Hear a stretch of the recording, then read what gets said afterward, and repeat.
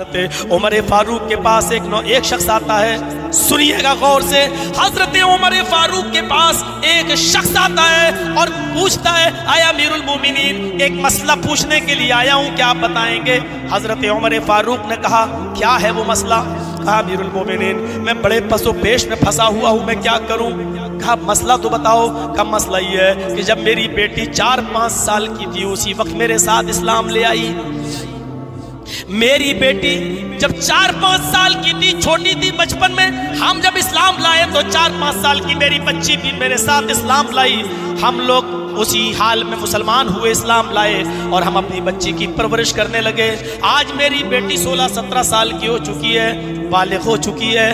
امیر المومنین معاملہ میرا یہ ہے کہ میری بیٹی جوان ہو جانے کے بعد، بالغ ہو جانے کے بعد میری بیٹی سے زنا کا صدور ہو گیا۔ امیر المومنین میری بیٹی جوانی کو پہنچی تو وہ ایک لڑکے سے زنا کر بیٹھی۔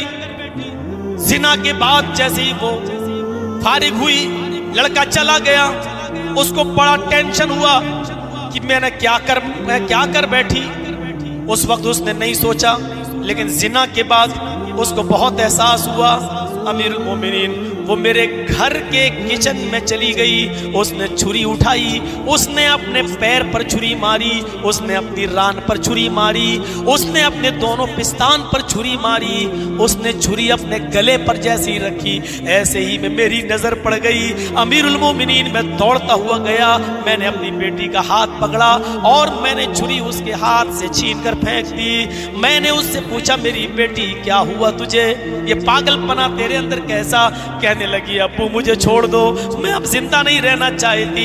میں نے کہا بیٹی کیا ہوا، تجھے کون سی پریشانی ہے، یہ کیا ہو گیا؟ کہنے لگی ابو میں بتا نہیں سکتی، میں نے بہت بڑا جرم کیا، میں حد کو پہنچ چکی ہوں، ابو مجھے مر جانے دو، مجھے چھوڑ دو۔ ایک باپ کے لیے بڑی شرم کی بات ہوگی۔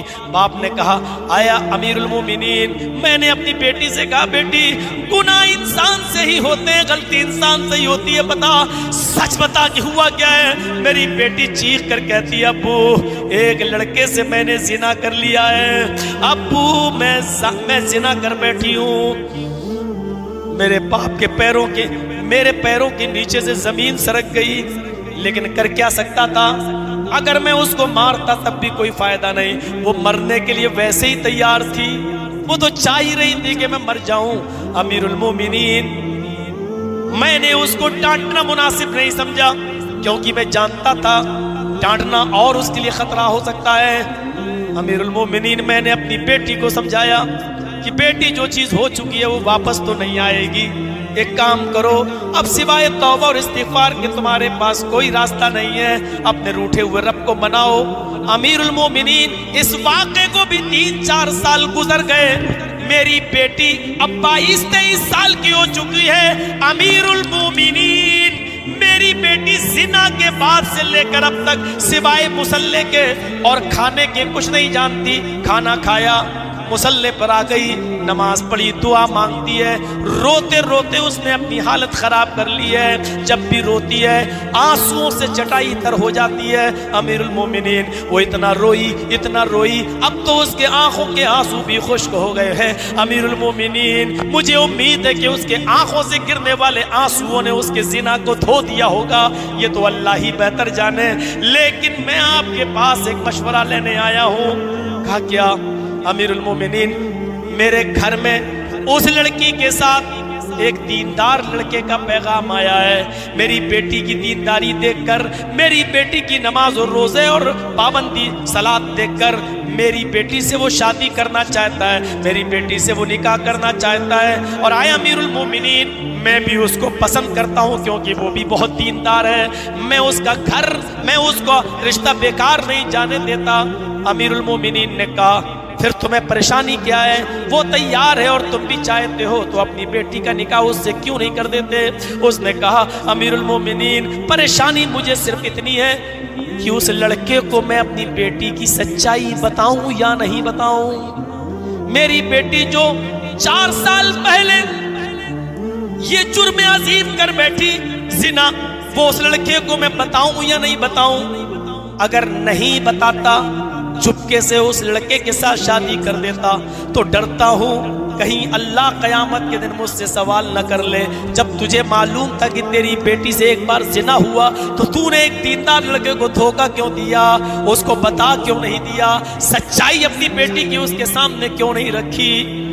अमीरुल मोमिनीन अगर नहीं बताता, चुपके से करता तो डर है कि अल्लाह के यहाँ सवाल होगा, और अगर चुपके से अगर बता देता हूँ और अपनी बेटी का ऐब जाहिर कर देता हूँ कि 4 साल पहले मेरी बेटी से ज़िना का सुदूर हुआ, तो वो दीनदार लड़का मेरी बेटी से शादी नहीं करेगा, क्योंकि वो दीनदारी देखकर तो करीब हुआ है, और फिर जब सुनेगा ये तो ज़िना कर चुकी तो फिर वो रिश्ता छोड़ देगा।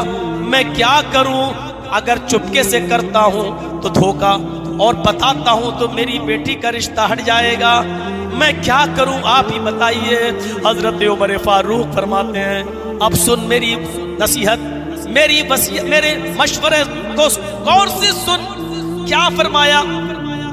आए उस बच्ची के बाप, ये सिर्फ तू जानता है कि तेरी बेटी से ज़िना का सुदूर हुआ है, तूने मुझे भी बताकर गलत किया, तूने मुझे भी बताकर गलत किया, लेकिन तुझे बताना जरूरी था क्योंकि मसले की वजाहत चाहता था। अब मसला तो नहीं बता रहा हूँ, मशवरा दे रहा हूँ तुझे।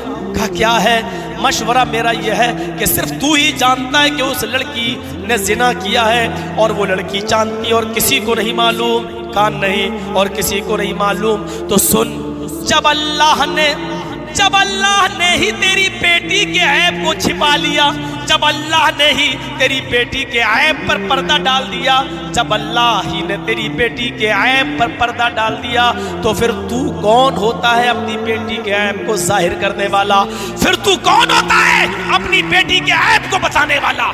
जा और चुपके से अपनी बेटी का निकाह उस लड़के के साथ कर दे, ये धोखे में नहीं शामिल होगा इंशाअल्लाह। इसलिए कि कुरान की आयत मेरे सामने है, अल्लाह फरमाता है अत्ताइबु मिन ज़ंबी कमन ला ज़ंब लहू, अपने गुनाह से तौबा करने वाला सच्चे दिल से तौबा करे तो वो ऐसा हो जाता है जैसे उसने कोई गुनाह किया ही नहीं। जब तेरी बेटी सच्चे दिल से अल्लाह से तौबा कर रही है तो अल्लाह की नज़र में वो ऐसी हो गई होगी कि जैसे उसने गुनाह किया ही नहीं, और जब गुनाह किया नहीं तो फिर अल्लाह ने इसका मतलब तौबा को कबूल कर लिया, और जब अल्लाह ने तेरी बेटी के ऐब को छिपा लिया तो तू जाहिर मत कर, और दीनदार रिश्ता मिला है चुपके से अपनी बेटी का निकाह करा दे, और उस दीनदार लड़के को बताने की कोई जरूरत नहीं है। मेरे भाइयों, इस तरीके से ऐबों पर पर्दा डालने का हुक्म दिया जाता था, और ऐबों को छिपाने का हुक्म शरीयत हजरत उमर फारूक इस तरीके से दिया करते थे।